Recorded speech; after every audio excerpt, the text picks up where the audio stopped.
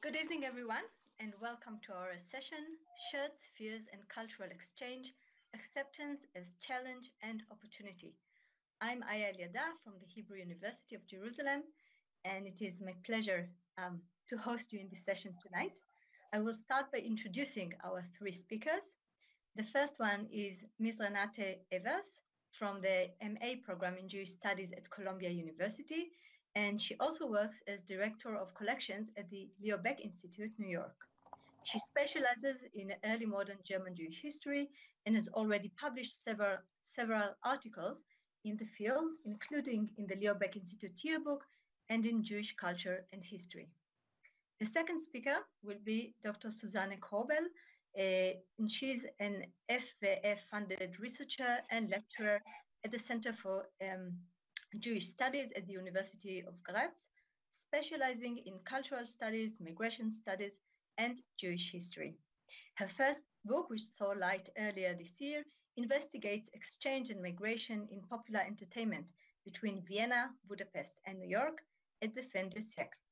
She has held fellowships in Jerusalem, New York, Southampton, and Tübingen. And the last speaker, Dr. Daniel Baránek, graduated at the Charles University in Prague. He was researcher in the Jewish Museum in Prague in 2018 to 2020, and now he conducts his research at the Institute of History of the Czech Academy of Science. He focuses on Jewish religious institutions, associations, and integration in the Bohemian lands in 1848 to 1942. Among his publications are two books in Czech from 2015 and 2017, and many articles. We will now hear the three lectures, and then we will open up the discussion. So we'll start with Ms. Renate Oaths, who will speak about the 1484 Nuremberg jury oath, More Judaico. Please, Renate. Okay, thank you so much, Professor Elyada. So let me share my screen, one moment.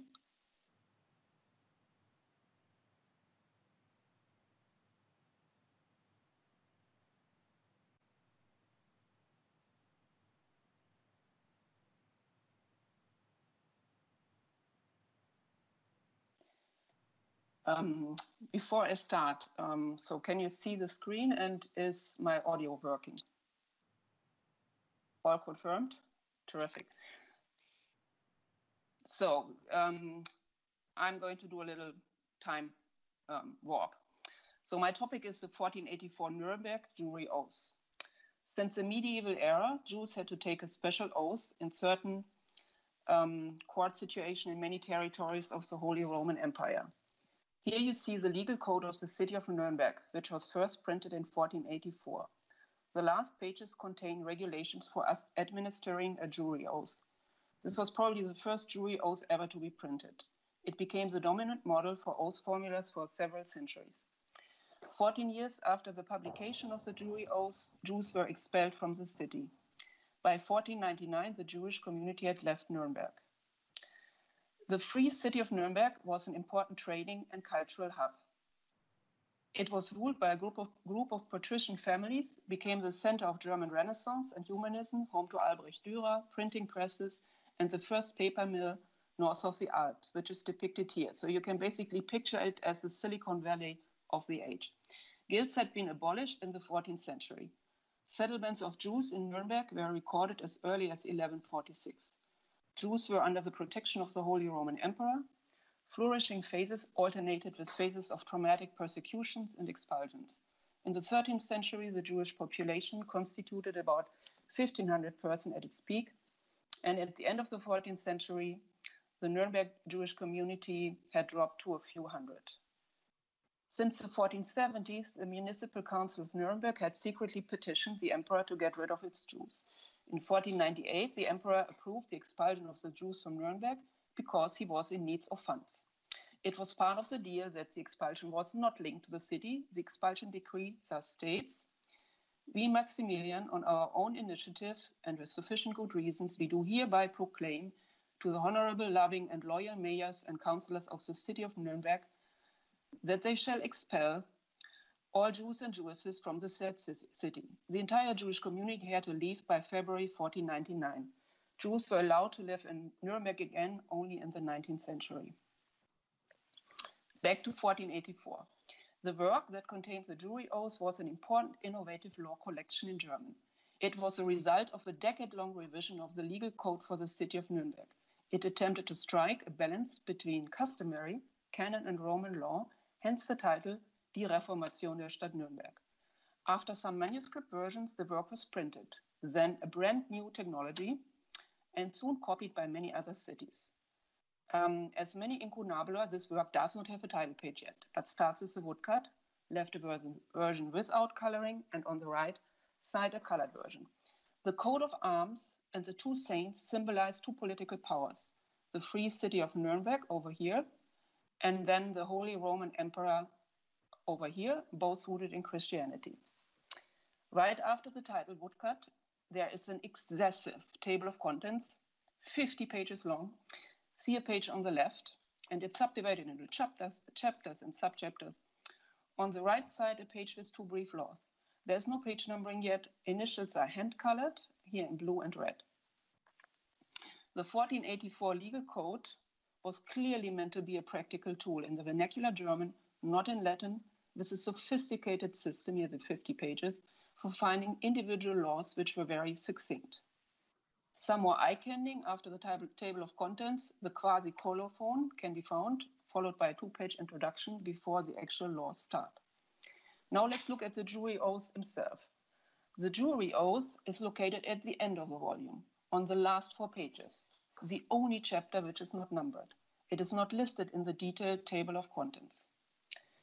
The Nuremberg Oath was strongly influenced by the 12th century Erfurt Oath. A single square vellum leaf at the Stadtarchiv Erfurt contains a carefully written German jury oath text with a seal attached to it. So here's the text, here's a seal, and this is an enlargement.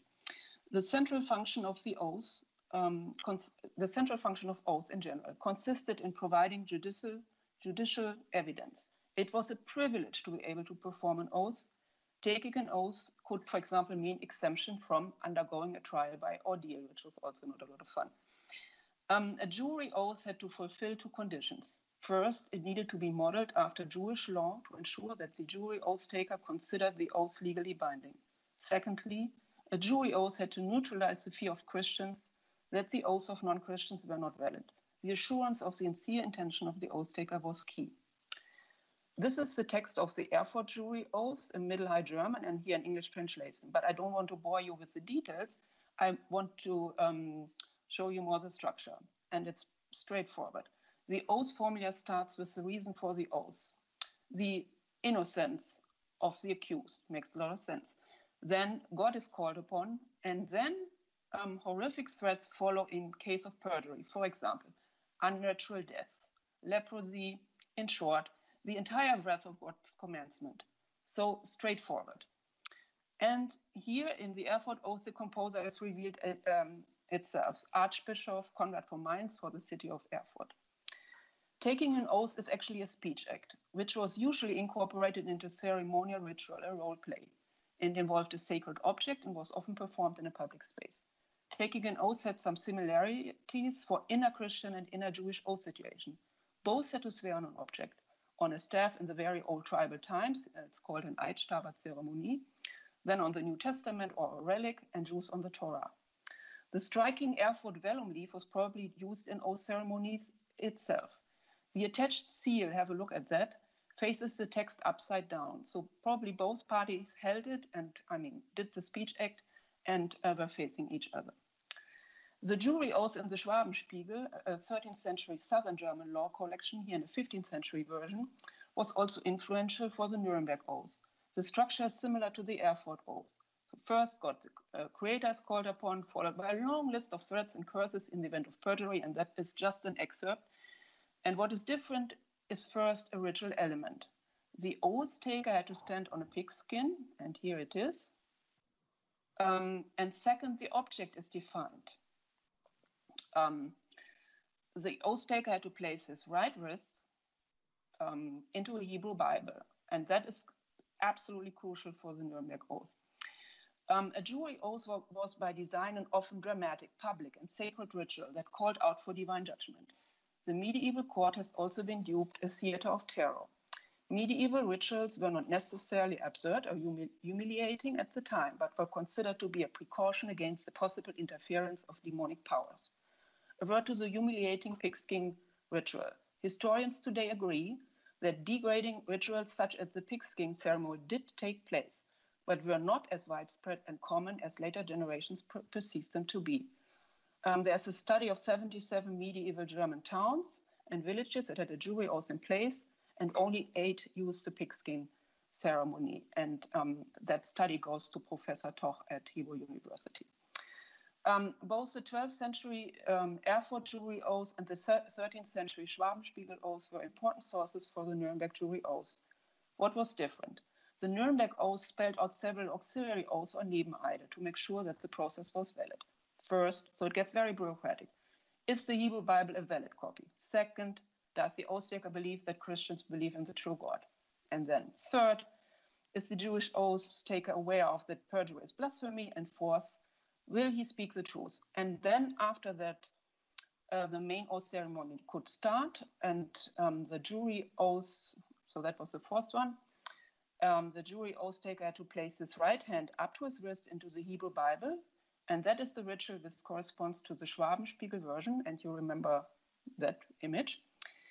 And explicitly on verse Exodus 27, I mean, it depends on how you count the commandments. I mean, in some version it's the fourth. You shall not swear falsely by the name of the Lord or your God, and so on and so forth.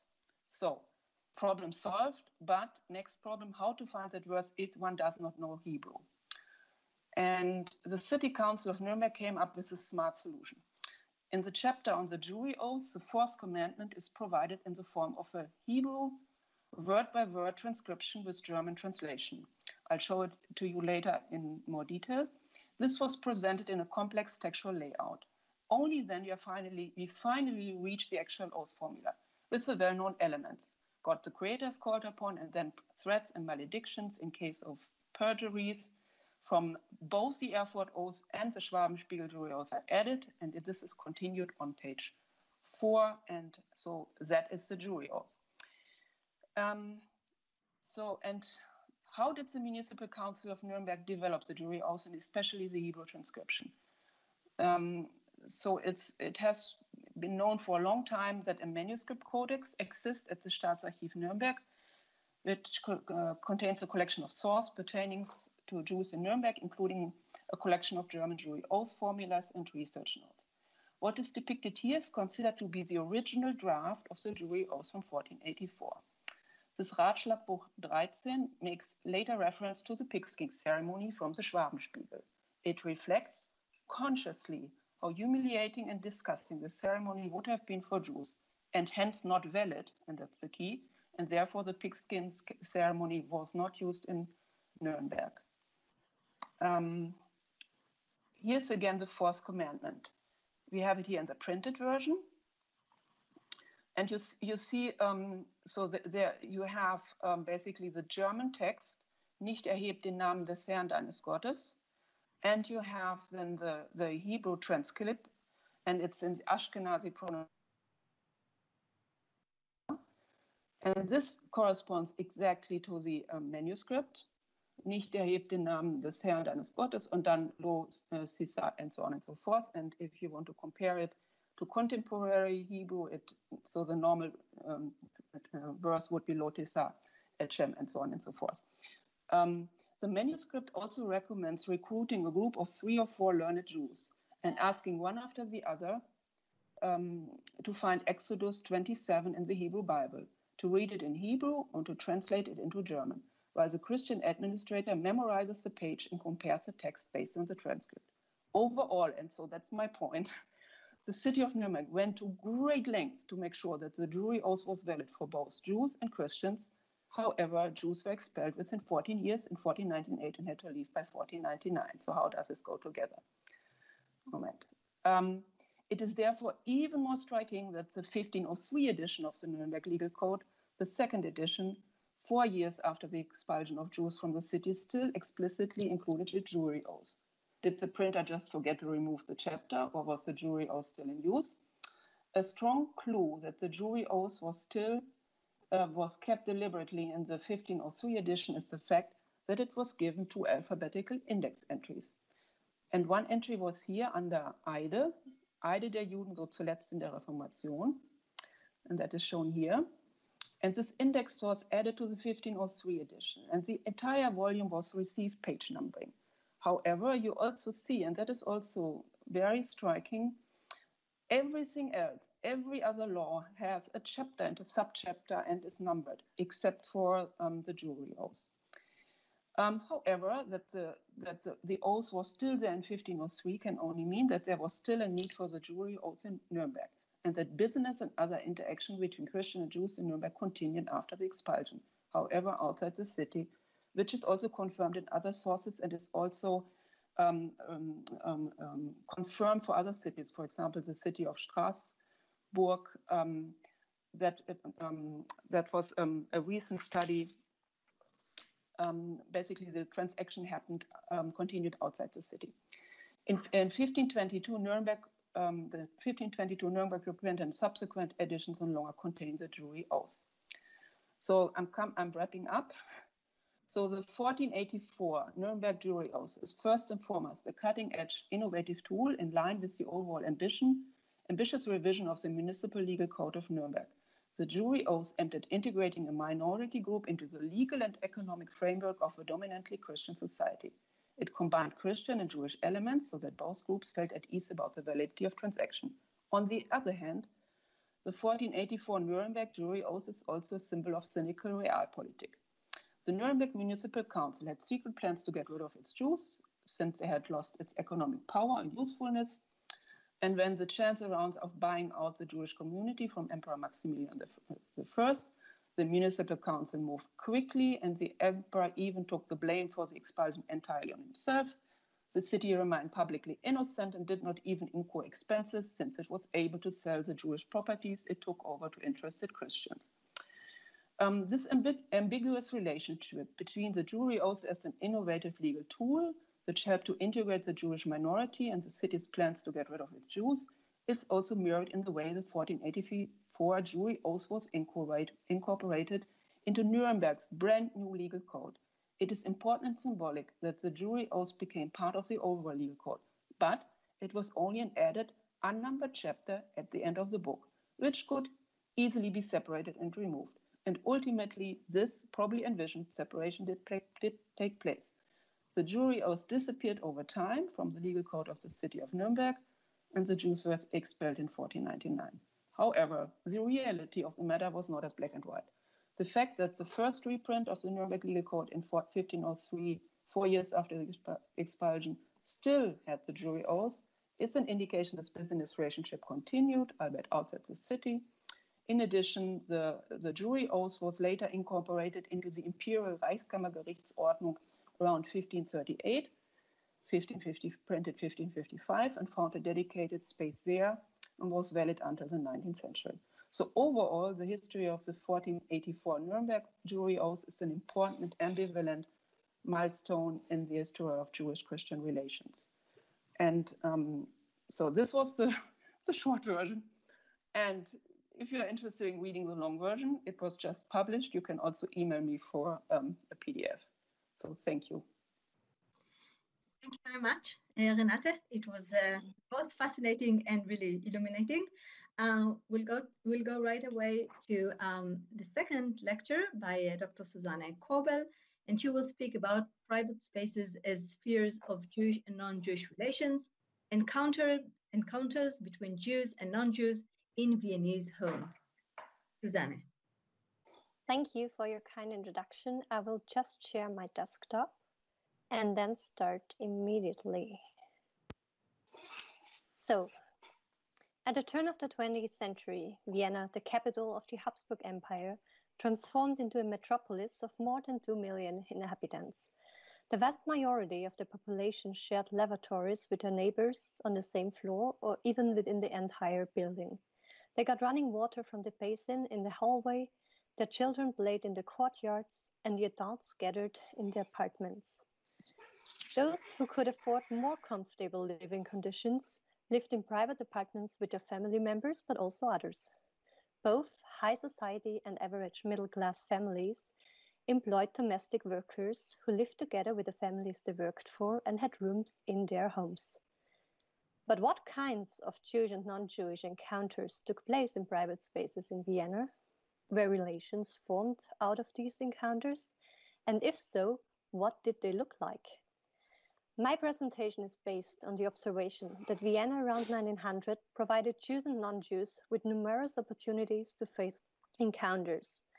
Yet, the historiography on Jews during the emergence of modernity is still characterized by a narrative of private isolation. The result of this has so far been that Jewish history was conceived on the one hand as particular and not part of general history. On the other hand, it has artificially enshrined the spheres of housing and daily life, in particular as isolated enclaves that would not be suitable for Jewish and non-Jewish relations. I thus argue that we undervalue the impact of Jewish and non-Jewish relations in daily routines. This is why I will introduce 4 scenarios of encounters between Jews and non-Jews that took place inside Viennese homes. First, domestic workers. Second, bed lodgers. Third, Heimarbeiter, so workers at home. And fourth, sex workers. First, the increasing intimacy of bourgeois family homes and the movement of former female domestic work into the industrialized professions allowed positions for female domestic workers to increase. Nearly half of the women worked. Of these, every other woman, a total of almost 500,000 people in Vienna at the time, served as domestic workers. In their memoirs, authors illustrate how they, as children or domestic workers, developed close relationships with their Jewish or non-Jewish mates or children. I will begin my presentation by presenting some examples of such. In his autobiography, Winds of Life, Evan Gershon, who was born Gustav Ziegler in Vienna, indicated that housekeeping made close encounters, even inside private rooms, unavoidable. Many Jewish families employed young girls as domestics. They came from villages not far from Vienna. The young women were not paid much, but had a room and a board, and most important, learned to cook and run a household. We too had a domestic at different times, the last one being Julia. She, more than any other of the girls, became almost a part of the family. Sundays were her days off, but she never went out, nor did she have a boyfriend.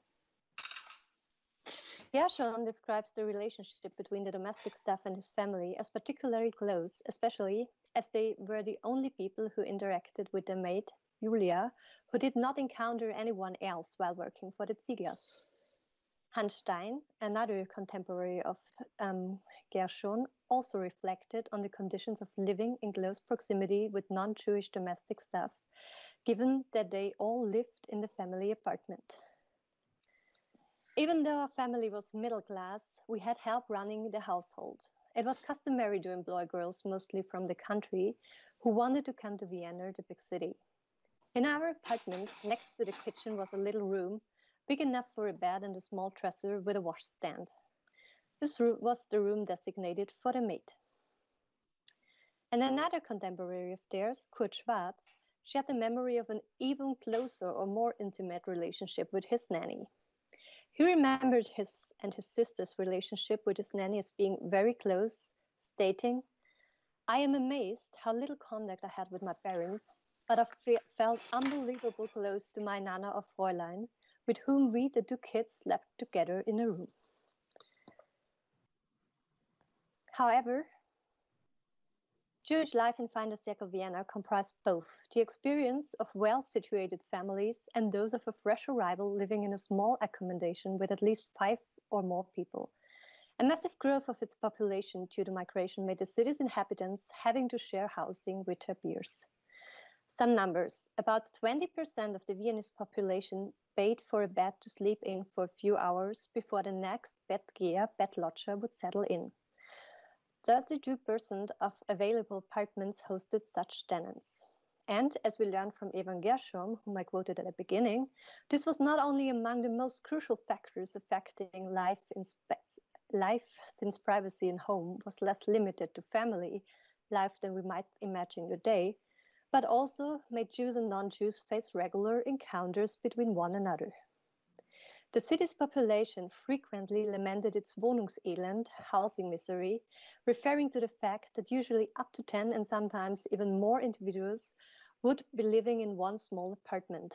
The tenant situation was so serious that the Labor Office frequently issued reports on the living conditions of the Viennese citizens. One study demonstrated that in 1901, more than 20% of the households sheltered an average of 9 or more people, and especially the Jewish immigrants to Vienna from the eastern provinces of the Habsburg Empire were especially affected by that.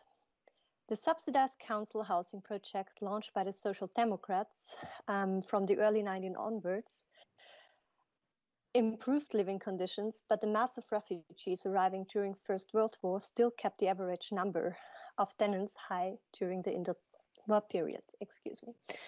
And this brings me to the next field of interest I wish to talk about, and of which Käthe Leichter make us learn of. Die Heimarbeit. Another factor that nourished the opportunities for Jewish and non-Jewish encounters in domestic spaces was that apartments also functioned as working spaces. A considerable number of people performed Heimarbeit in the same crowded conditions. Inside dwellings, workers who were not employed by a company produced shoes, clothing, and trading goods in order to sell their products to traders. Such workers were overwhelmingly, about 94% of, female. Käthe Leichter conducted a study and concluded, families working at home who lived in one room with one kitchen, whose refuge was the cellar or the poorhouse, female home workers who pursued their professions as subletters or bed lodgers who performed their work at home during daytime, sitting on a rented bed. For Leichter, speaking as a social democrat, what shaped her relation with the domestic workers, excuse me, I missed here something. So she not only conducted a study, but also reflected in her memoirs on her relations in her youth with the domestic workers of the family. And she shaped their relation with the domestic workers, not primarily as a difference between Jewish and non-Jewish people, but as a difference in the social status. In a manner similar to other memoirs, Leichter countered the frequently stressed separation between the domestic workers and the family when describing her relationship with the domestic workers of her family. I was always happy to spend time in the kitchen where Silly, the old cook who had been in the household since my birth, told me stories and showed me how to play the zither. I would often have to be fetched because I would once again be with these people. I especially liked it when Silly sat on my bed in the evenings when my parents were away and told me stories about her life. And like all children of the bourgeoisie, we asked the domestic worker where children come from. We would have never dared to ask our parents unsavory questions, unquote. Such interactions between Jewish and non-Jews in private rooms provided important junctions for cultural exchange. Jewish children were often confronted with stories of angels and Catholic saints by their non-Jewish mates. For example, Elias Canetti recalled such an exchange with the maid of the family when they settled in Vienna between the beginning of the 1910s and the First World War. On New Year's Day, devout Jews stood on the banks of the Danube Canal and threw their sins into the water. Fanny, the maid who was with us, commented on this. She always had her own views on things and told them to us straight. It would be better if they didn't sin in the first place, she opined. Anyone can just throw them away. The word sin made her feel a bit uneasy, and she really didn't like big gestures. And due to time, I will just shortly come to the last field of interest, or field of interest for Jewish and non-Jewish relations in private spaces, namely sex workers. Another contemporary of Canetti and Leichter, Elsie Jerusalem, who was a member of Jung Wien, was not only a gifted writer, but also one of the founding members of the movement for sexual education. In her 1909 work, The Heilige Skarabäus, The Holy Scarab, which was reprinted 22 times within the first year of publication, she discussed the connection between clandestine prostitution and housing spaces as being responsible for corrupting young people and serving as spheres of contacts between Jews and non-Jews. In the first part, entitled Die Schwarze Katharina, the Black Catherine, Jerusalem depicts a shared housing scenario involving two female, a Jewish and a non-Jewish protagonist, inside a building that serves mainly as a portal. There, Janka and Katharina live together autonomously, depending neither on the official structure of the portal nor on its operators. The two women shared a small Küche-Kabinett apartment with Katharina's daughter Elyada, a quite fortunate living situation for single women given the challenging housing market. But still, in Jerusalem's depiction of the life of these two women from the lower social strata, they are only able to afford this apartment because they regularly earn money as sex workers. And in doing so, Katharina would usually take her clients back home, where they not only encountered her roommate, but also her daughter. And what is more, Jerusalem tells us vividly that in this field of encounters, Jews and non-Jews frequently interacted with one another. This brings me to my conclusion. The four outlined areas of daily contact inside domestic spaces vividly illustrate why I'm convinced that we need to broaden our narrative on the history of Jews in Vienna at the fin de siècle. Focusing on private spaces help us to add the experience of subaltern lifestyles to the historiography of Jews in Vienna. Without an adequate idea of the range of encounters that occurred, we undervalue private spaces and intimacy as a component of Jewish and non-Jewish relations and their contributions to the multifarious modes of togetherness that existed between groups of whom it has hitherto falsely been claimed that they lived in separate parts of the city. Future research, and this is my last statement, must thus seek answers to the question in how far such encounters, for example, help to overcome prejudices, or if they just provided more chances for misunderstandings. Thank you for your attention. Thank you very much, Susanne. This is really interesting. And now we'll get to our third and final talk by Dr. Daniel Baránek, Crossing the Ghetto Borders, Integration of Jews in Loschitz and Mährisch-Weißkirchen, 1848 to 1921. Daniel, please. Thanks for your work. I hope you see my presentation. Emancipation of Jews in the half of the 19th century brought freedom of movement to Jews in the Bohemian lands. Because of migration, new Jewish communities arose, but the traditional ones suffered from an outflow of population. Freedom of movement caused also shift of the Jewish population from ghetto to Christian part of towns. In this paper, I will focus on vanishing of ghetto borders in two Moravian towns, namely Renate, Mährisch-Weißkirchen in German, and Loschitz in German. You can see the location of these two towns in the slide. Official statistics create an impression that migration led simply from a former ghetto to a Christian part of a town or directly out of the town. Even recent research had not surpassed the stereotype about decline of traditional communities. However, deep analysis of demographic situation of the Jewish communities show much more complex image of Jewish migration. This analysis is based on a combination of data from census records and from old maps. In Hranice, there were actually two ghettos in the half of 19th century. On the left picture, in the middle, we can see the Jewish street, the central ghetto, and also two small ghettos in the southern and northern suburb. Several Jewish families got permission to live in Christian houses already before 1848 and to perform craft or factory production there. But these were only individuals. After the promulgation of 1849 Constitution, individual Jews began to buy Christian houses, and even more Jews rented an apartment in the Christian town.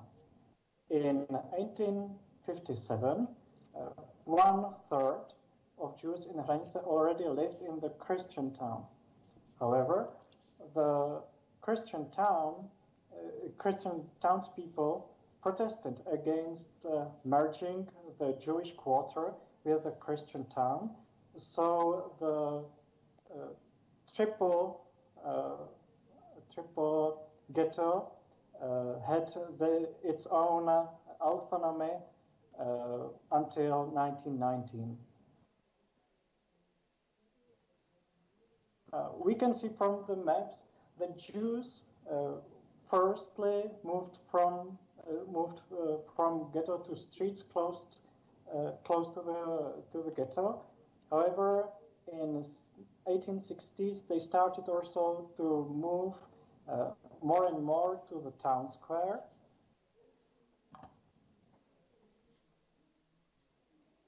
And later also to suburbs. In 1869, only 43% of Hranice Jews lived in ghetto, so less than half. In 1921, only 20% of Jews lived in ghetto. And mostly poor Christian workers and maids moved to the vacated Jewish flats in the former ghetto.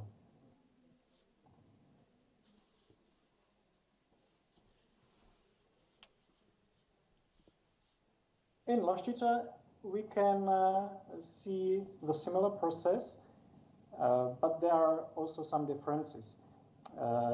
Jews started to abandon Loštice ghetto not before 1848, but after 1849. Individual Jews bought several Christian houses, as in Hranice, but Jews did not rent so much flats in the Christian town as much as in Hranice. Like in Hranice, also in Loštice, Jews moved mainly to the houses near the Jewish quarter and to the town square.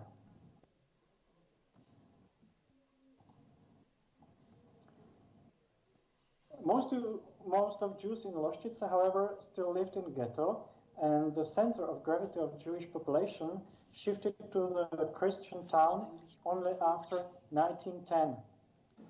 In Hranice, it was already after 1869, so there is a big difference, and we can see that ghetto in Loštice had much more greater permanency.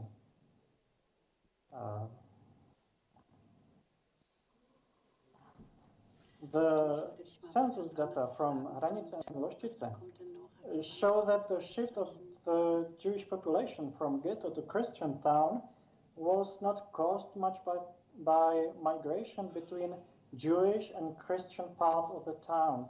We can see that the waves between the blue and yellow bars are too thin.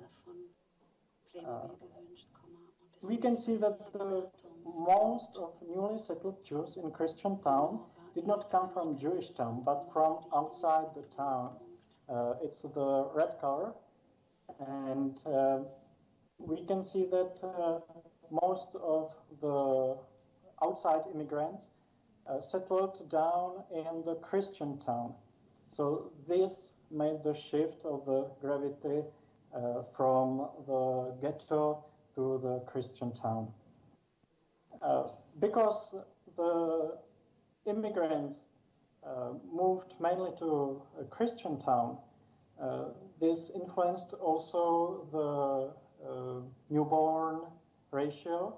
So the immigrants regenerated the Jewish population in Christian town more than in the Jewish quarter.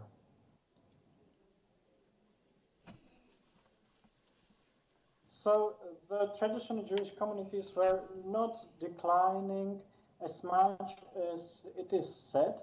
We can see that to some point in the town, the outer immigration was regenerating the traditional Jewish community, let's say, until the turn of the 19th and 20th century.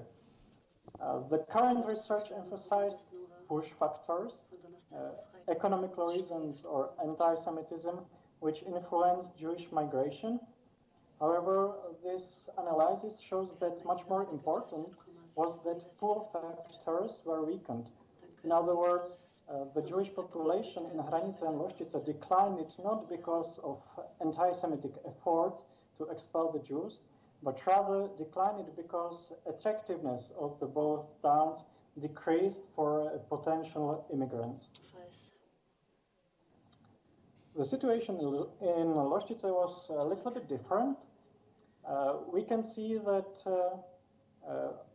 outer immigrants preferred to settle down in Jewish quarter, not in the Christian town.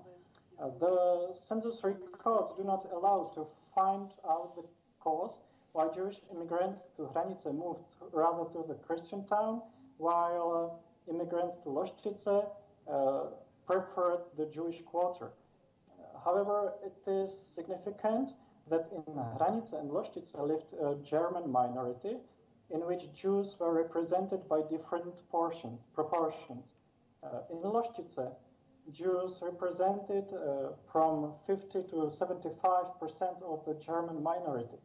So they encountered a double barrier in the Christian towns. They encountered not only religious, but also language or national barrier. On the contrary, in Hranice, Jews created only 20% of the German minority, so the migrants to the Christian towns found German allies there in the Christian town. It is said that emigration from traditional Jewish communities was caused not only by economic decline of the rural towns, but mainly by anti-Semitism. In Hranice and Loštice, anti-Semitism was in some periods very strong. However, its influence on migration is very doubtful.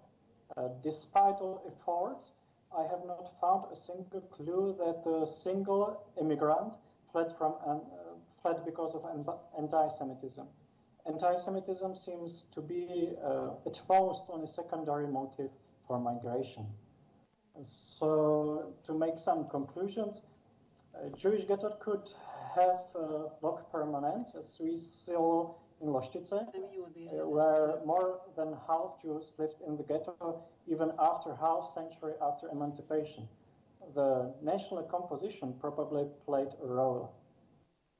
If Jews moved, they rather extended the ghetto to stay close to the Jewish quarter. After, let's say, 1900, Jews began to disperse in the Christian town and to suburbs. And the third conclusion is that anti-Semitism did not influence the migration much. The decline of traditional communities was caused by decrease of attractiveness of the town. However, anti-Semitism influenced much the national and cultural preferences of Jews. In towns with a Czech majority, they more and more declared to be of Czech rather than of German nationality. Thanks for the attention. Daniel, and thank you to the three speakers. I will now open the discussion, and we already have a first question from the audience. So the question goes to Renate regarding the Jewish oath, and the question refers to the pig skin that they were supposed to stand on. Was it supposed to symbol something? Was it a special insult toward the Jews? Do you know what is the history of this custom? Renate, please.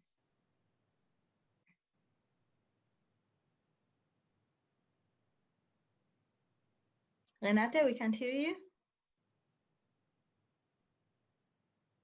Can you hear me now? Yes, wonderful. Can you see me? Yes. Okay, all the tests. Perfect.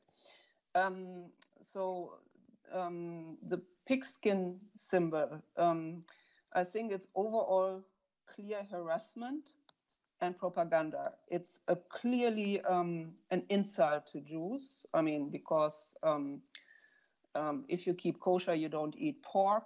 And so anything which has to do with pigs is pretty much out of the question.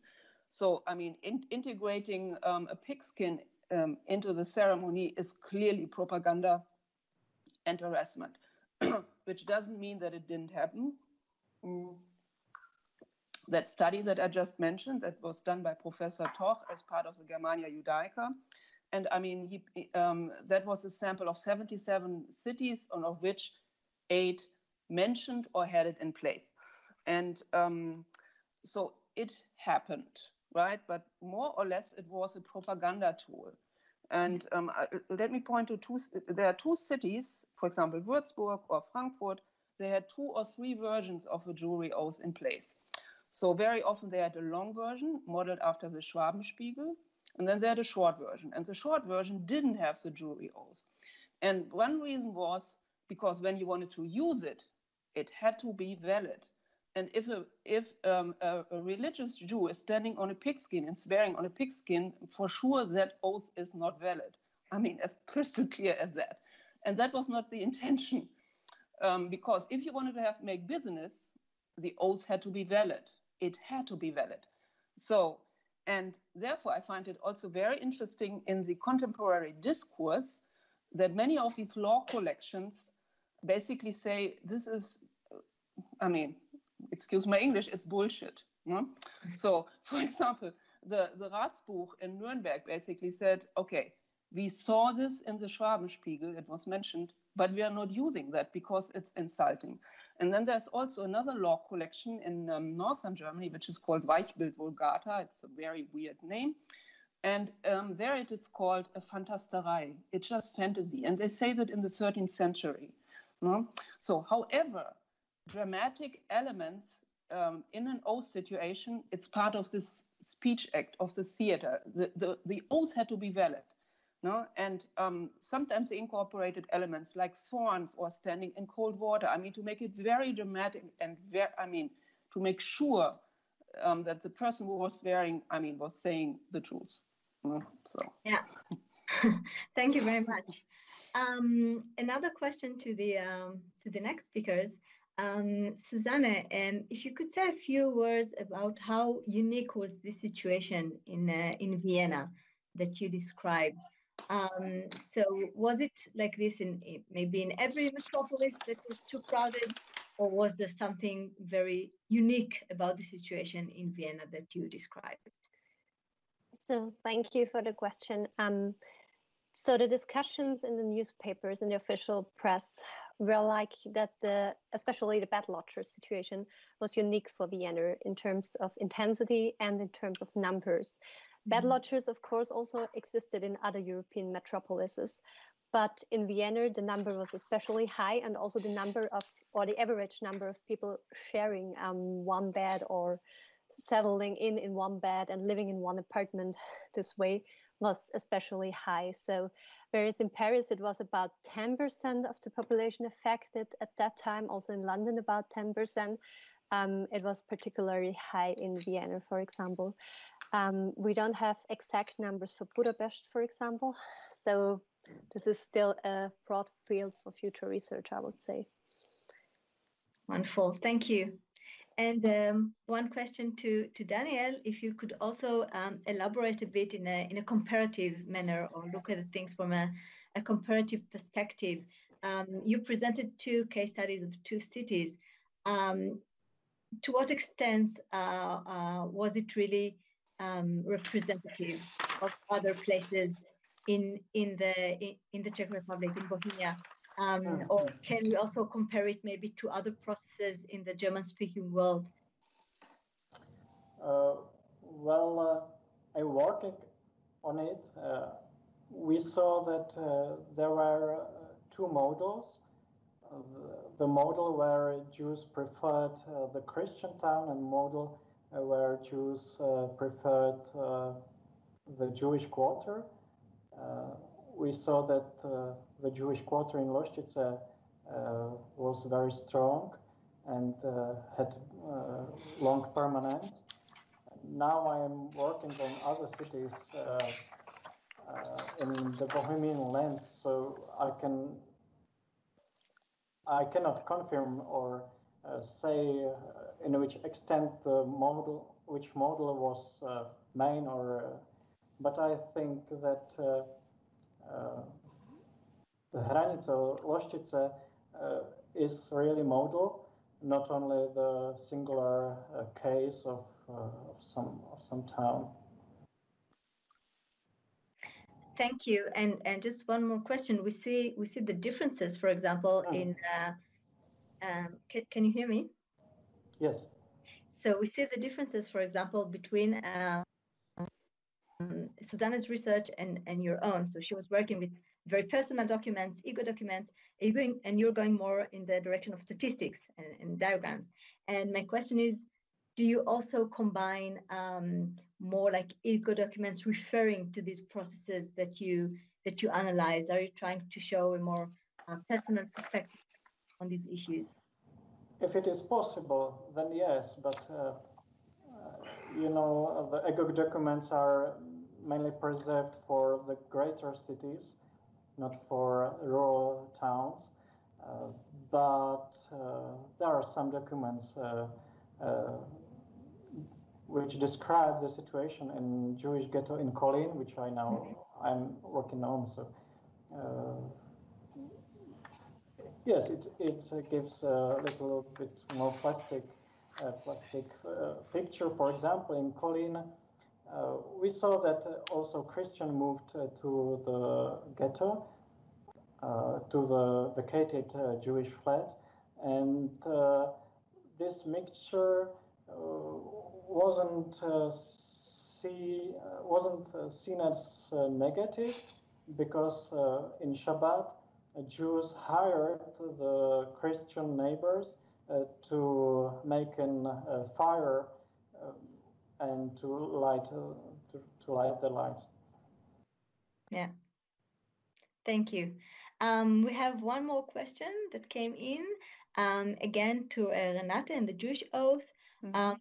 And the question is: was there a rabbinical reaction to these Jewish oaths, and recommendations on how to deal with them? Recommendations for the Jews. So there are some. There's some responsa literature where basically these Christian Jewry oaths are mentioned, but it's not as widespread as one would think, because it is this Jewry oath is more a legal tool to conduct business. No? I mean, clearly that was a tool and a privilege to do that. However, I mean, there's one case from Rothenburg that had something to do with coin clipping. And some Jews had been swearing that they did this, but basically said they did a false oath by claiming mental cancellation. That's how that is called. But the rabbi in that case, strongly condemned that. No? So, you should not swear falsely. However, there is some responsa literature about that. That it is permissible for Jews to swear a false oath if the accused Jew was innocent according to Jewish law, and that was the reason, or if another Jew was in a life-threatening situation, then the rabbis allowed to swear a false oath. And then they called this by mental cancellation. So in your head, you cancel the oath. And to a certain degree, this was known by Christians. And so this fear that the oath was not valid, and so adding things to the oath situation. But I just wanted to say to the other question, I mean, again, to this pigskin business, this is basically also a propaganda tool, an anti-Semitic propaganda tool, right in line with blood libel, poisoning of wells, and I mean, the whole gamut. Okay, thank you. We have a few more minutes, and I would like to take this opportunity and ask each one of you to locate what you've just presented in the broader project you're working on. And like, I mean, right now you just presented a sample, a short fragment of the project. If you could expand a bit on it, but we really have just, 1 minute for each one of you to tell us just a bit more about your project and how it fits in. So Renate, maybe we start with you. So I'm very interested in micro-studies and to combine it with material culture, and also my fascination of the transition between oral culture, written culture, printing, and how it still lined up, was parallel to certain times, at certain times. But one of my fascination is, okay, so the history of the Jews of Nuremberg is well researched. The jury oath is well researched. However, so finding connections to the past, studying the past, it's always distorted. I mean, because you only have certain documents and they tell it from a specific agenda. But so we can look at that again and see if we can get other clues out of that, because we can't always find another Genieser who is telling us everything about other things or groups that were not represented. But okay. So that's what I'm interested in. So thank you. Susanne. Thank you also for the question.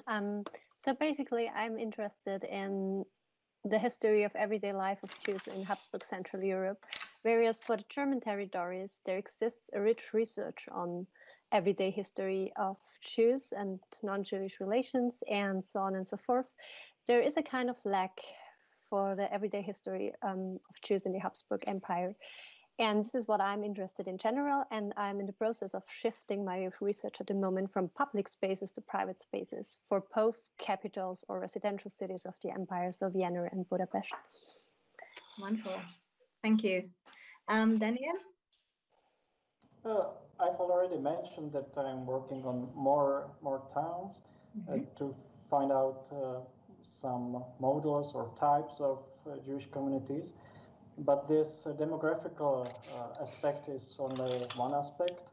I also study the associations in these towns and how Jews were involved in mainly non-Jewish associations and in the administration of the towns.